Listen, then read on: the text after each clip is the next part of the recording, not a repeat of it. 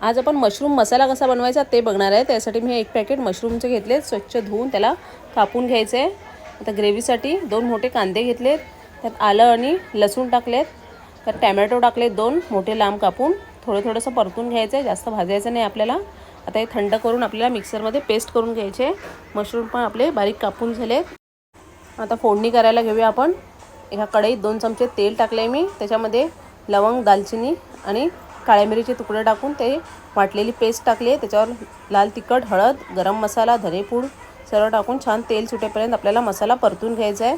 त्यात ही शिमला मिरची आणि कापलेले मशरूम टाकलेत मी, ते टाकून सर्व मिक्स करून घ्यायचे छान व्यवस्थित आणि झाकण ठेवायचं आहे। हे मिक्सरचं भांडं धुवून थोडंसं पाणी टाकलं आहे मी।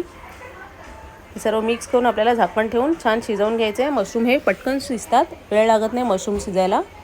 5 मिनिटात आपले मशरूम शिजून रेडी आहे। आता ह्याच्यात कसुरी मेथी आणि कोथिंबीर घालून आणि मीठ घालून सर्व करूया।